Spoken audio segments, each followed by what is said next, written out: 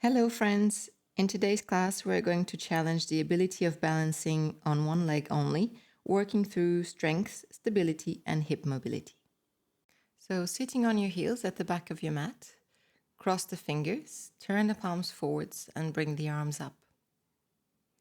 Use the arms to stretch the spine, release the sitting bones to the heels, release the top of the buttocks down towards the floor. Open the arms out to the sides. And then change the cross of the fingers. Turn the palms forwards and bring the arms up. Use the stretch of the arms to awaken the spine, to stretch, to lengthen.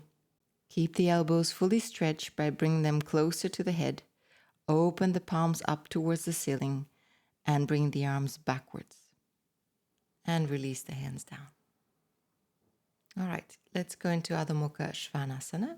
Come forwards with your hands, tuck the toes under and lift the pelvis up.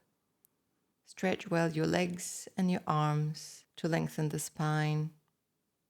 Lift the tailbone up and bring the hips back. Now bring your knees down, sit back on your heels with the knees slightly apart. Try to fold well at the front of your hips by bringing your thigh bones into the pelvis while extending the spine forwards. Now bring the weight forward into your hands, tuck the toes under and get into your Adho Mukha Svanasana once again. Use your thighs to strongly lift the kneecaps up and press the thighs backwards and away from your torso. Now walk forwards with the feet at the width of the hips into Uttanasana. Extend the chest forwards and then release the spine down if that feels good for you. Otherwise, stay in your half Uttanasana. The legs are strongly pulling up. The head is releasing towards the floor. Now extend the chest forwards, press your heels down, lengthen the spine up and bring the arms up into Vajrasana. Open the arms to the side and lower them down. Now in the middle of your mat, with the feet together, hands on your hips, lift the right knee and hold it with both hands. Press the left heel strongly to the floor to straighten that leg while folding deeply the right hip. Now keep the right hand on your knee, left hand to the waist, and open the knee to the side. Keep the chest lifting up and facing forwards.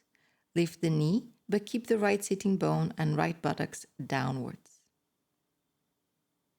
Bring the knee forwards and release the knee down. Other side. Lift the left knee, hold it close to you. Keep the bottom leg strong, the chest lifting up and the shoulders opening.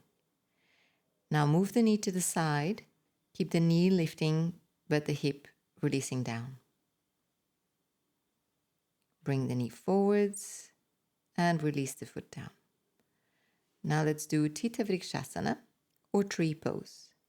Bring the right foot up and place the sole of the foot against your inner thigh as high as you can. Bottom leg straight. Press the foot towards the inner thigh and fix it there, but allow the knee to drop down to square the hips. Bring the hands in front of your chest, widen the shoulders, and keep pushing the knee backwards, but the right hip forwards. And then you can bring the hands above the head and stretch the arms up towards the ceiling. Stretch fully the elbows, even if that means the hands come apart and away from each other. Bring the hands towards the chest, and then release the foot down. Change sides. Bring the left foot up, place it against your inner thigh.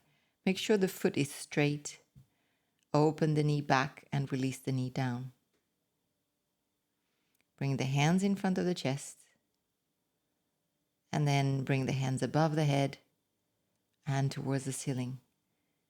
So while the knee is turning backwards, the thigh is turning backwards, the center of your left buttocks is coming forwards. So you can open the left hip.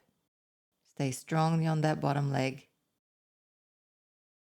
Bring the hands down in front of the chest and then release the leg down. Now from here, jump or step your feet apart and widen your arms and turn the feet to the right for trikonasana. Make sure that right leg is turning out. Extend to the right and release the hand down while the other hand goes up towards the ceiling. So you want to make sure that the right leg is turning backwards and the right sitting bone is going towards the left, away from your waist. Extend the spine towards the head and then come up and change to the other side. This time, make sure that the left leg is turning well outwards. Extend to the left, release the hand down and the other hand towards the ceiling. So you want the left thigh to turn backwards, but the left sitting bone to go towards the right heel. Extend the waist away from the pelvis and turn the head up. Come up, inhale, turn the feet forwards and step or jump the feet together into Tadasana. Now you can grab your right knee in front of you and repeat what we've done previously in the class, or you can grab your right big toe with your thumb, index and middle finger, bring the foot and the knee up in front of you and then to the side. Or for a bit more of a challenge, you can stretch the right leg in front of you. Remember to keep the bottom leg fully stretched and the right hip down, and then open the leg to the side. Just like trikonasana, you want to bring that right leg back and turn it outwards, but keep the right buttocks moving down and forwards. Feel free to pause the video to have a bit more time to practice this posture, or any other posture for that matter. Let's do the other side. Bring the left leg up, grab the big toes if that's the version you're doing, in front of you. And then either you open it to the side and you keep bringing that left hip down, or bring the knee forward and stretch the leg up. Keep the bottom leg fully stretched, the spine lifting up, the left hip down, and then open the leg to the side, to the left. Left leg is going backwards and turning backwards. Left buttocks is moving down and forwards. Bring the leg in front of you and then release the leg down. Now let's go down to the floor and do another Adho Mukha Svanasana to give a nice big stretch to your spine, to the back of your legs. Make sure your front thighs are pressing strongly backwards to bring the weight back into your heels without dropping the pelvis. Now bring the knees down on the floor, sit back on your heels and extend the spine forwards into Adho Mukha Virasana. Really take this posture to wind down, to release the legs, to relax the muscles, to calm down the breath, to calm down the mind. And when you're ready, come up and prepare to lie down in your Savasana, the most important pose of them all, corpse pose. So adjust the shoulders underneath you, adjust the buttocks away from your spine, lengthen the legs forwards, lengthen the arms, and release the legs and the arms outwards. Take a deep inhale, and as you exhale, release the whole body towards the ground. Let the ground support you, hold you, nourish you, and let yourself be held. This is a posture where you can reap the benefits of the practice, where you can enjoy just being.